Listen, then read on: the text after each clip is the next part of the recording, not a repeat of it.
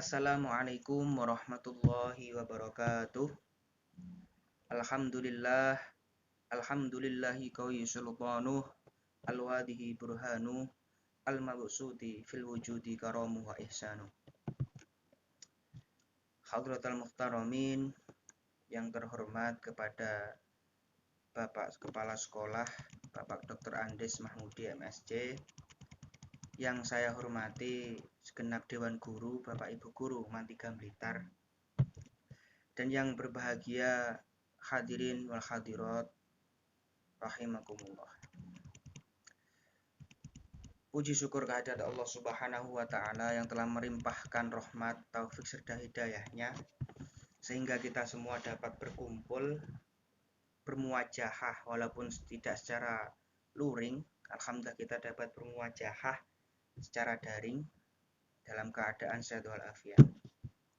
Sholawat serta salam semoga tetap tercurahkan kepada junjungan kita Nabi Agung Muhammad Sallallahu Alaihi Wasallam yang kelak kita nantikan syafaat-syafaatnya kelak di hari kiamat. Alhamdulillah, terima kasih kepada moderator yang telah memberikan waktu sehingga di sini saya dapat berbicara sedikit demi sedikit. Nanti akan saya sampaikan materi, yaitu materi tentang pengaruh pembelajaran online terhadap kualitas intelektual peserta didik. Sebelum masuk ke materi yang kita akan bahas, di sini saya akan memperkenalkan diri. Saya Muhammad Asin Fatawi Atkia sebagai pemateri kali ini. Pertama yang perlu kita bahas, yang perlu kita ketahui yaitu masalah belajar. Pembelajaran online, pengaruh pembelajaran online terhadap kualitas peserta didik. Yang perlu kita ketahui, yang pertama itu apa sih? Apa pengertian belajar itu? Pengertiannya seperti apa? Belajar itu merupakan usaha mengubah tingkah laku yang akan membawa suatu perubahan pada individu pembelajar atau orang yang belajar. Jadi perubahan tersebut tidak hanya berbentuk penambahan ilmu, perubahan tersebut juga akan berbentuk akhlak, kecakapan, keterampilan, sikap, dan lain sebagainya. Maka menurut Sudirman, tujuan belajar itu ada 3. Yang pertama untuk mendapatkan pengetahuan, yaitu mendapatkan kemampuan berpikir. Jadi tidak asing lagi. Tujuan kita belajar kan untuk meningkatkan kecerdasan intelektual kita, menambah pengetahuan. Yang kedua yaitu penanaman konsep dan keterampilan.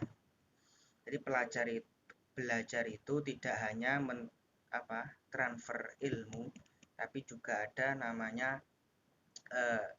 pendidikan, yaitu keterampilan pendidikan yang bersifat jasmani dan rohani. Jadi kalau menurut Sudirman ini tidak bisa pembelajaran itu hanya sebatas transfer ilmu. Kalau bagaimana ketika luring atau pembelajaran online, Pak? Kita akan bahas. Yang ketiga itu pembentukan sikap.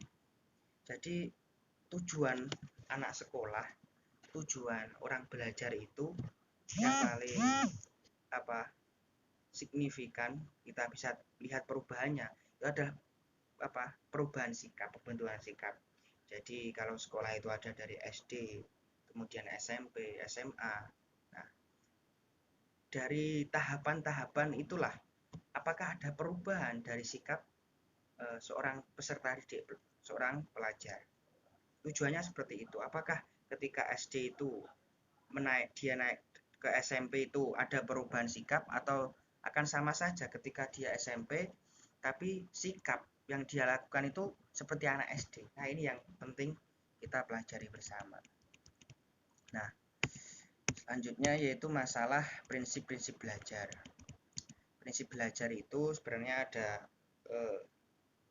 perubahan kualitas dan kuantitas. Jadi tidak hanya kuantitas saja kita tambah besar secara fisik, tapi secara kualitas, akhlak, sikap kita itu tetap seperti yang lalu-lalu. Itu sebenarnya dalam konsep Islam juga diajarkan. Kan konsep Islam itu mengajarkan barang siapa yang hari ini lebih jelek dari hari esok, ya itu dia termasuk orang yang rugi,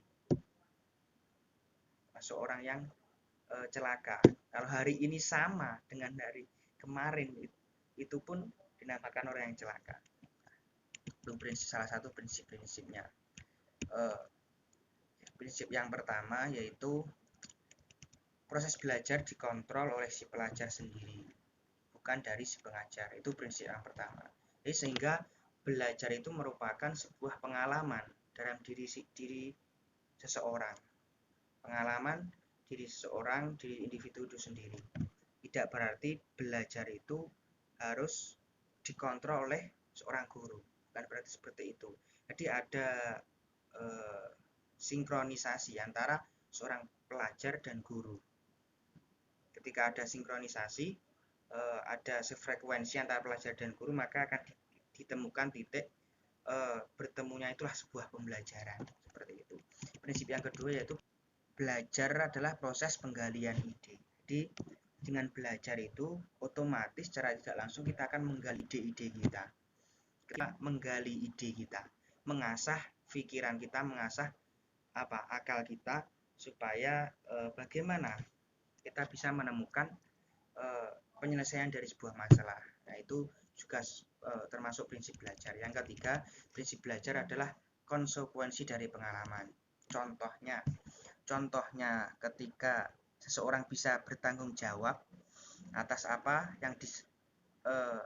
yang telah dia lakukan. Itu adalah prinsip belajar, konsekuensi dari pengalaman.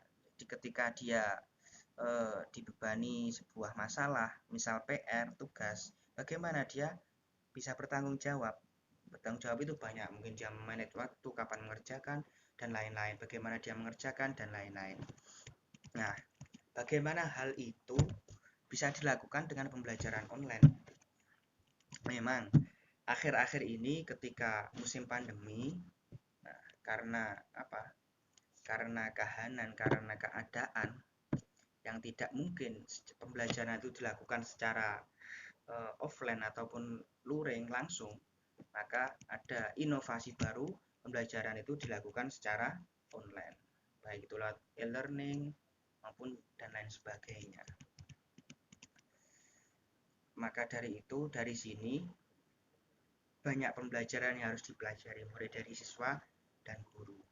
Dengan pembelajaran secara tidak langsung, otomatis guru itu akan lebih sulit mendidik peserta didik. Bagaimana mendidik sikapnya, bagaimana mendidik akhlaknya, guru akan lebih sulit karena guru tidak bertemu. Bagaimana seorang siswa itu bisa mencontoh kepribadian seorang gurunya, bagaimana siswa bisa meneladani perilaku gurunya. Nah, ini yang mungkin akan sedikit kehilangan ketika pembelajaran itu daring atau offline. Maka dari itu ini perlu kita pelajari bersama. Di antara guru dan siswa harus ada kesepakatan, sefrekuensi. Dan dalam pelajaran online ini tanggung jawab seorang siswa itu akan lebih besar tanggung jawabnya. Mungkin itu materi yang bisa saya sampaikan. Apabila ada kurang dan lebihnya saya mohon maaf. Ihdinas siratal mustaqim. Walafu minkum. Wassalam. Kembalikan ke moderator. Mungkin jika ada tanya jawab